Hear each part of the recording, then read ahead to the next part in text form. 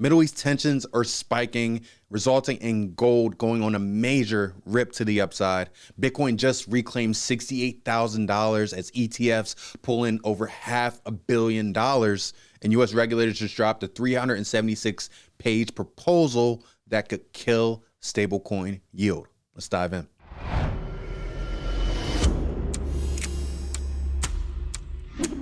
So diving right into it, guys, tension between the U.S. and Iran are boosting gold. And here we're seeing the Middle East tension.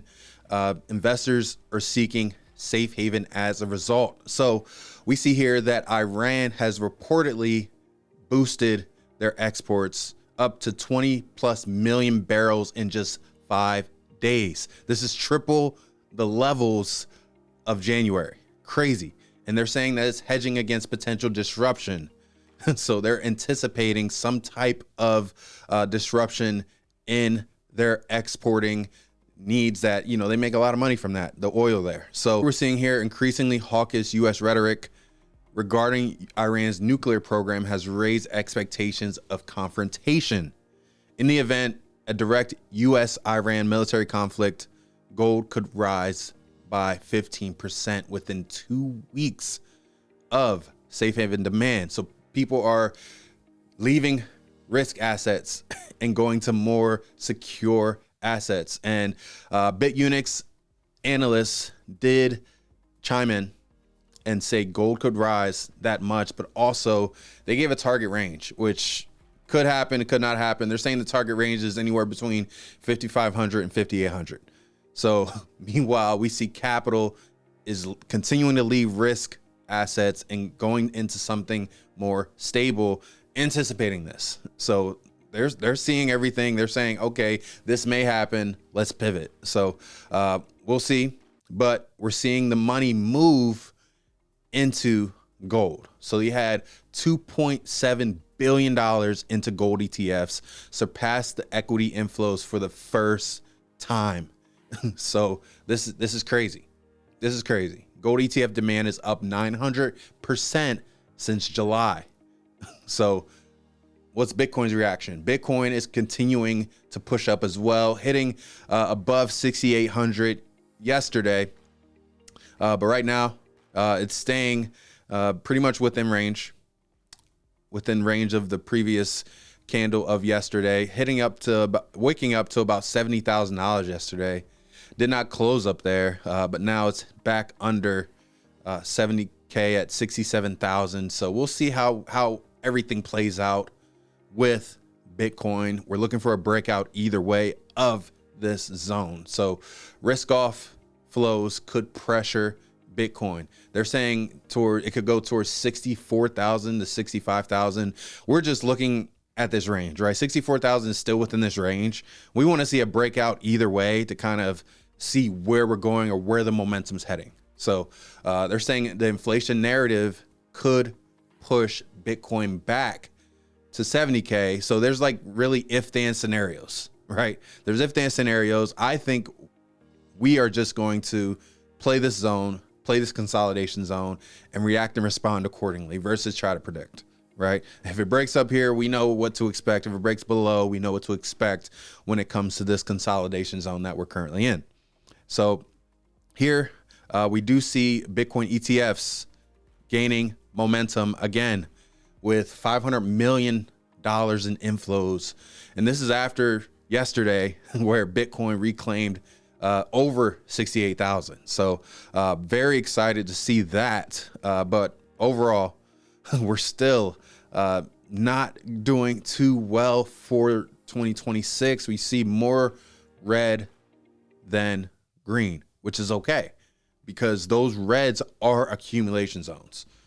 So this isn't a good sign for the ETFs because a lot of people are not used to holding and not used to these waves in the market, right? A lot of these institutions that are coming over, they're used to almost controlling the market and, 3%, 5%, maybe 10% sometimes, but 30%, like no one's used to that in traditional markets. No way. If they're having a loss like that, typically something's wrong. So we see that, there is 560+ million posted with net inflows, which is great. 2 straight green days, but this is after 5 straight weeks of total of like 3.8 billion in outflows. So very excited to see that. And then in this article, we see that they're talking about BlackRock as well. IBIT leads inflows with 297 million as ETF trading rebounds. And that could be a confirmation that they are thinking of this is the bottom, or they're seeing everything happen from a macro perspective and pivoting accordingly. So here we have Jane Street's ETF controversy adds mounting paper Bitcoin concerns as well. So that is something that's not going away, right? People are still talking about that. You got rumors surrounding Jane Street, right? You have paper Bitcoin concerns as well, an ETF driven price discovery. So there's a lot going on, right? A lot of things happening at a macro level that are impacting Bitcoin particularly. So here we see Hodlnaut making a post saying that the $21 million cap is irrelevant when Jane Street can fabricate unlimited synthetic supply through undisclosed derivatives stacked on top of its own ETF inventory. So this isn't going away. This is not going away. People are going to dive deeper and deeper into it. And the great thing about it is you can look on chain. That's the great thing about it. You can look on chain, see what's going on, and ultimately it may stop. Like that manipulation, that price manipulation is going to be found out, or people are going to pivot and be able to see it. And that's a beautiful thing about crypto is you can see this on chain. So a ton going on with Bitcoin. We're going to continue to wait for a breakout either way. Not a big consolidation zone. It's actually pretty similar to the one that we were in before the new year. You can see that a lot of range here, almost the exact same range that we were in from November all the way to the final breakout that happened January 29th. So we'll be paying attention to that. Keep you guys updated on there for sure. Next up, we have OCC stablecoins proposal seeks to settle stablecoin yield debate, clearing the way for clarity. Now, you guys know how I feel about stablecoin yield. I think there's a lot of pushback only because the legacy system, right, will no longer be able to compete and will have to essentially pay their depositors more. People can earn yield. You can earn yield already without even worried about the government. You can do it already on these DeFi platforms. You can do it already if you even if you look at Cardano. You have a dataless wallet, or you have, I think it's Yoroi, or I think that's the name of it. I forget the name of the wallet. You can stake your Cardano on the network, join a staking pool, and earn Cardano yield without any of this, right? And that's just Cardano, right? You look at all the other projects, like it's there. It's there, it's possible. And I definitely think that if they continue to push this no yield situation, so focused on the yield versus letting people earn money on their money by supporting a network, you're gonna get left behind. So I don't see Coinbase, which seems to be the front runner, agreeing to this Clarity Act proposal, OCC proposal. I do not see that happening. It just doesn't make sense because they're just trying to keep a hand in control. They're trying to keep control of people and their ability to earn money on their money. And it's just not feasible. It's not going to work when you have all these other options. So definitely we'll take a look at this and keep giving you guys updates on this because it's crazy. It's crazy. You would think the proposal will come with some grace because you have Ripple CEO confirms White House meeting between crypto and banking reps. Like you've seen stuff like this, right? Last week. And you're seeing Ripple meeting with the White House. You see Coinbase CEO meeting with White House officials. Like you're seeing all of this, but it doesn't seem like we're getting there. So we'll see. Everything takes time because in the same breath, you have U.S. Clarity Act pass, hopeful in April.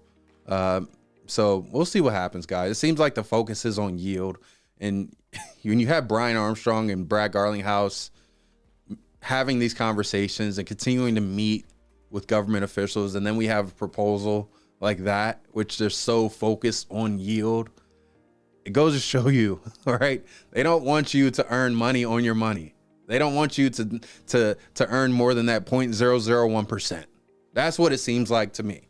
Because once you do that, and once you have the art of compounding, you end up being able to control your own destiny more versus being stuck in your class, right? You're stuck in the middle class, you're stuck in the lower class, right? The art of compounding, if across 10 years, 15 years, where you let that yield just compound, reinvest, now you're able to get out and control your own destiny. And I think that is fear. I think that's a fear point.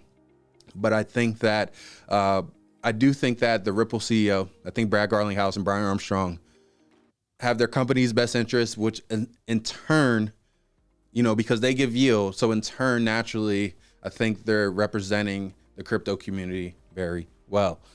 So hope you guys got some value out of this video. Keep moving forward in everything that you do. We'll see you soon.